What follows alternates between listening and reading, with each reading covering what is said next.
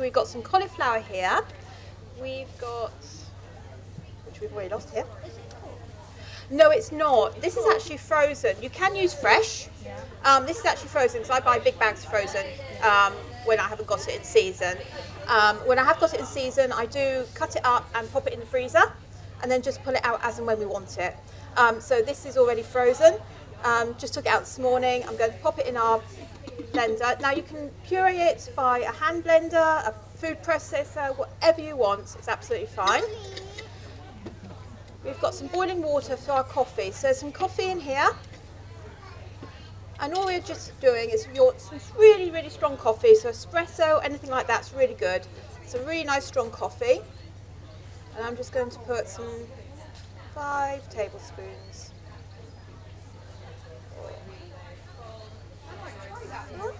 5 tablespoons of coffee in there.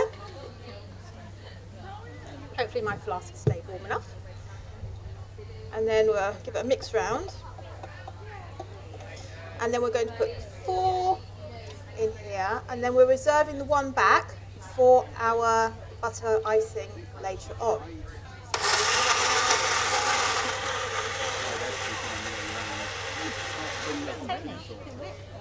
There we go. So that's what you're looking for, that nice puree there. We'll pop that in a bowl. And we're going to put some walnuts in it because it's our coffee and walnut Swiss roll. So we'll chop some walnuts up. And you can chop these up as thick as you want or as thin as you want or small, up to you. You can put as many in as you want or not. You don't have to put them in at all if you don't like walnuts. And then we're going to pop that in with our coffee mixture.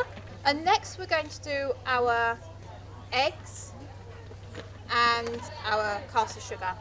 Now I always use caster sugar. You can use golden caster sugar or you can just use plain caster sugar. Caster sugar is a bit better than granulated sugar as it will mix quicker and it will dissolve quicker. We only cook them for 10 to 12 minutes, not very long.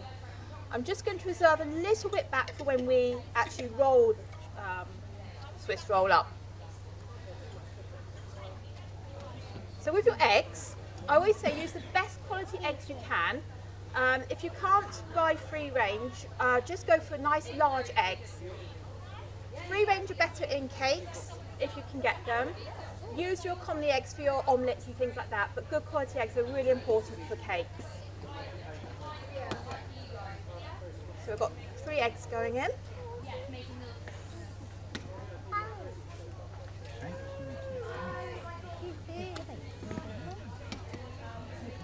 These came fresh from our chicken yesterday, so that's why they're really, really yellow.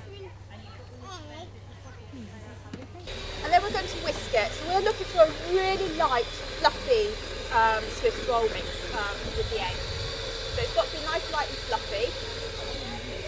So if you've got a Maggi mix or Kenwood or anything like that, do it in that. It's a lot easier than do it by hand. But if you've got a hand whisk, just whack it up and put your turbo on if you've got a turbo as well. Really go for it.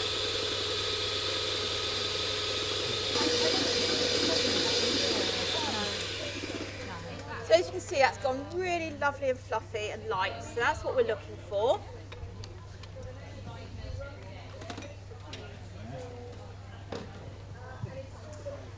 When we mix our vegetable cakes, it's really important to do your vegetables into your egg mixture first. If you start putting your flour in, you'll never mix this in. And we're wanting to keep the lightness in the cake. So it's important to always put your wet ingredients into there first. I'll give that a little mix round, just so it combines it well. There we go. Pop that in there.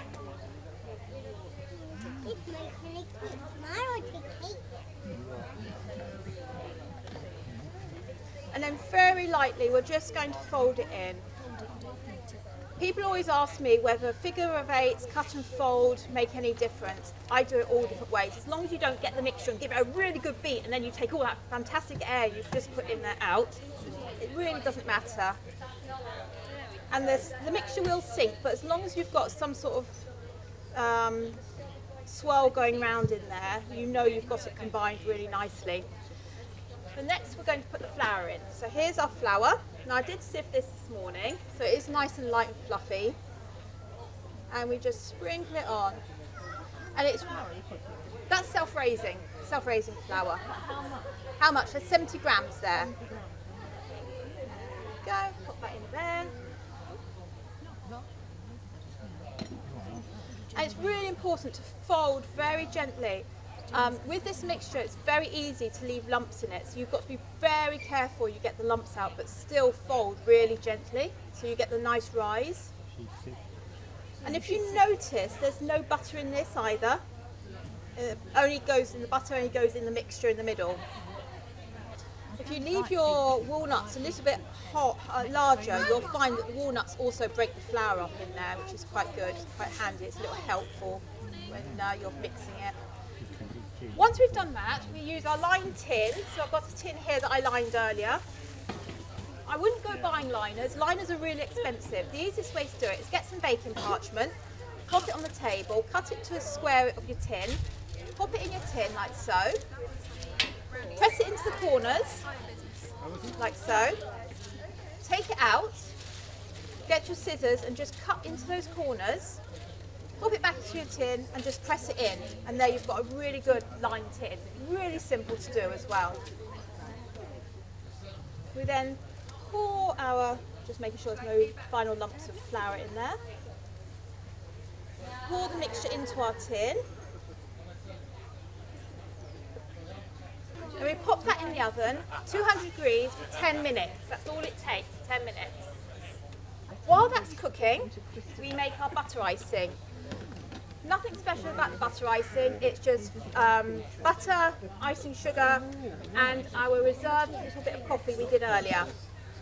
It's really warm today, the butter's being melted quickly. Don't bother sieving my icing sugar, because when I whisk it up, I know it's going to take out all the lumps, so I'm absolutely fine about that. I'm going to pop our remaining bit of coffee in there. And then we give it a good mix to make our butter icing.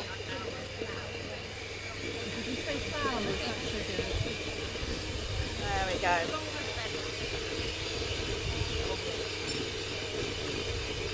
As you can see, all the lumps have come out of that icing sugar as well, so that's great.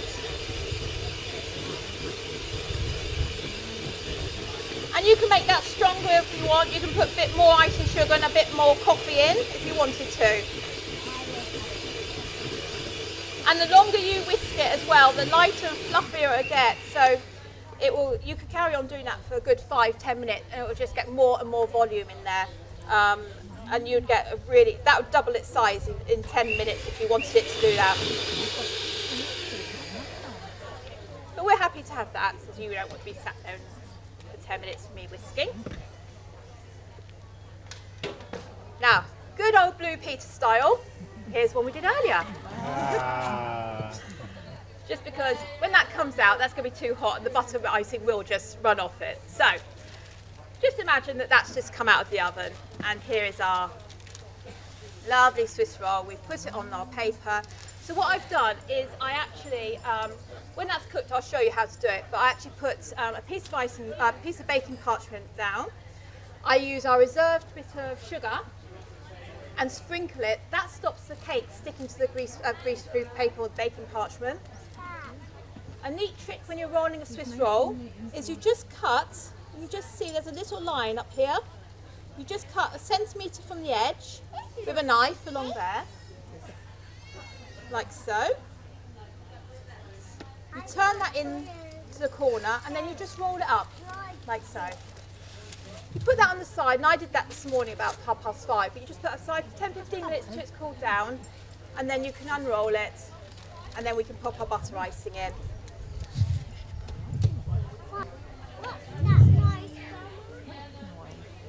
There's a lot of different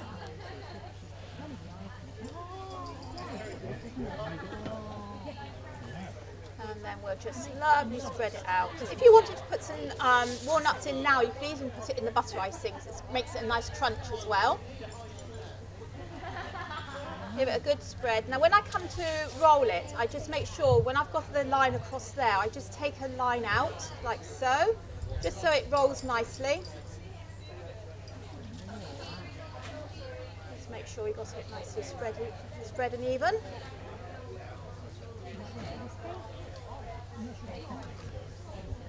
depends on how OCD you are at trying to make it level.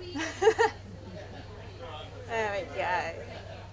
And again, when I come to the end here, I just flick it off so it just finishes it nicely at the corners and the edges.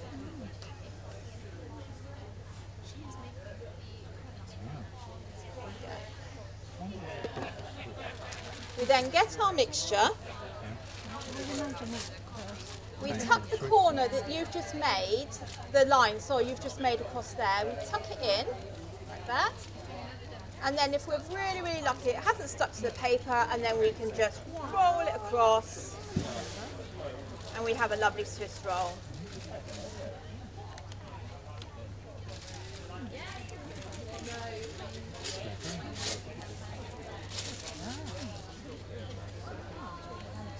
Just check that's still cooking nicely.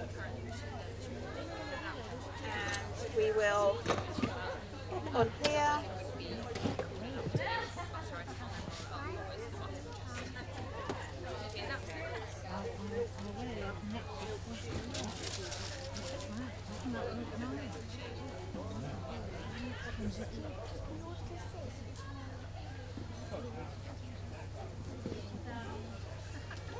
All going well.